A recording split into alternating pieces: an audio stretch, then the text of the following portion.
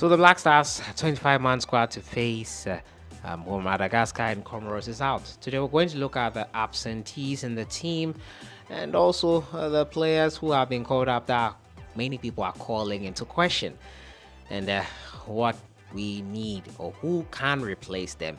I'll leave you guys to that in the comments box. But as usual, don't forget to subscribe if you haven't. Click on the notification bell to get more updates. So the Ghana Black Stars are set to take on Madagascar and Comoros. The Nigerian Super Eagles take on Zimbabwe and Lesotho themselves. So it's going to be an interesting and packed international break for both countries as we prepare to go into the World Cup itself. Remember, the top teams in each group will make it directly to the World Cup. 9 of them will be top. The second teams have to be the best of 4, and then they will play intercontinental playoffs. My goodness, it's going to be a long and lengthy process, but that is what we are all going to have to go through to get the possible 10th participant for Africa in the World Cup. But today my focus is on Ghana and 6 players that are going to miss these World Cup qualifiers. That really will be a pain for us. The first on my list is Thomas Tepati. The Ghanaian is set to miss the rest of 2023.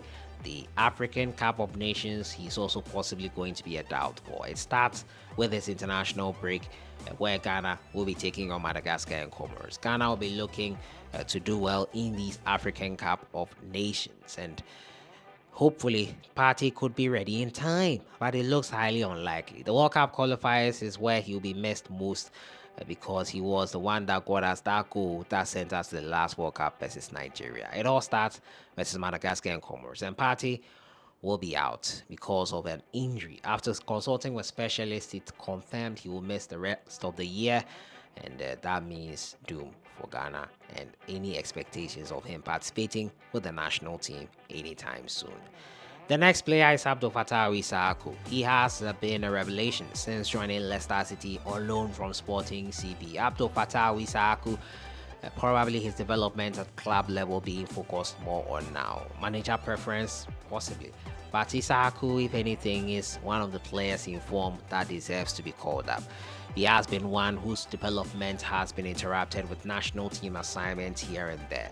Focus is now on his development, and making himself a valuable asset to Leicester City would be a great start, so as to be maintained. Leicester are on top of the championship, hoping to gain promotion directly or immediately into the Premier League. So hopefully we do see that happen, and we do see Abdul Fattah Isaaku being maintained by Leicester City. We'll see what happens on that front as the team looks to possibly maintain him in the near future. And Isaaku's absence, the reason for this. Alexander Juku is the next player on my list. The Fenerbahce man has had an injury, set to undergo assessment, hence his omission from the squad. Juku pulled out of the last squad as well due to injury, got back and then got injured again. It's not going to be easy for Chris Hughton to work with a depleted centre-back pairing. Still no Patrick Pfeiffer when players like this are absent. It just surprises me. We need a solid answer on Patrick Pfeiffer and why he is not in the Ghana national team. And Chris Hughton has to stop that talk about everyone having their preference. Well, we have Abdul Momin in there, so congratulations to him. We hope he does play, however. But Alexander Juku will be out. Thankfully, the experienced head of Daniel Amate is still available, so we will count on that and hope that that will be enough for us to overcome this test of Madagascar and Comoros. Stefan Ambrosius, who was in the last call up, is also missing the previous squad, but he could not make this cut this time. The coach probably removing him for one reason or the other. We are not quite sure. He featured in the 2 games versus Mexico and the United States. Not 2 games to remember for anyone who partook in them for the Ghana national team. It was atrociously horrible to watch. 6 goals conceded, 0 scored.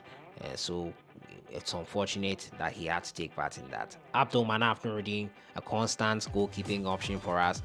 With the return of Joseph Wallacott, he has been omitted from the team, and it's expected because Joe is back.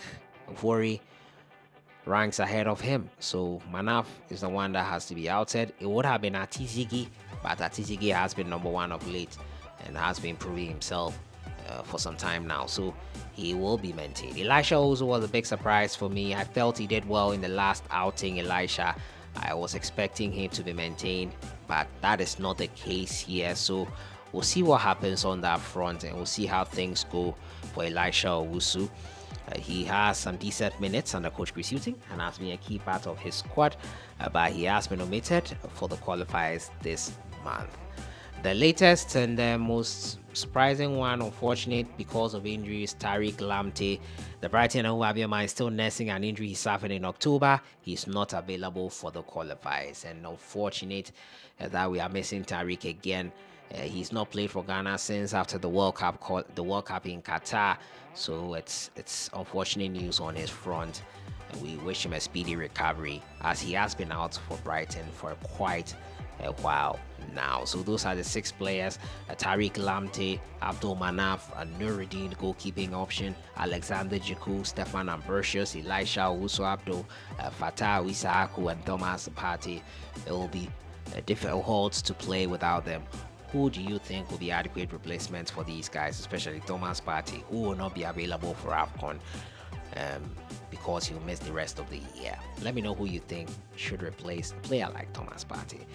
2 players are being the topic of conversation for the Ghana national team. After the team was named, Andre Ayew, who is without a club, was named in there. Yeah, he's the captain of the side. He's got great leadership abilities. He has been amazing for Ghana in the past, but he is not playing consistently. He doesn't even have a club. And the problem with calling players who don't have a club or who are not playing regularly or not doing regularly is the national team is difficult already. You are already calling players into the country, train for 2 days minimum. It is in your best interest to call up players who are already in form, so as to make your work more or less easier, because those who are in form are playing regularly and all that, are consistent and all that, make your work easier, because you do not need to do a lot of work with them before playing a game a couple of days after you train. So for that alone, that is the main reason why I like coaches to call players who are in form for their own sake. I think it bodes well for them if they call players who are in form. So that is it. Why should you call players who don't have a club or are not playing consistently? That being said, there are players who can fall into that category. It's not always that players who are in form or who are on song play well with their national team, and that is also the other side of the coin. So Chris Hughton would say possibly his leadership qualities is needed, experience. So that is why. For Edmond Addo, I'm not quite sure. He's not playing for his club side consistently, so why is he being called up? Well, only the coach knows what he sees in Edmond Addo that he likes to call him. But with Thomas Partey absent, a player like him would be good to have in the team. So that has been it for today. Missing players, players that have been called up, questions asked over them. I'll see you guys in the next one. Have a great week.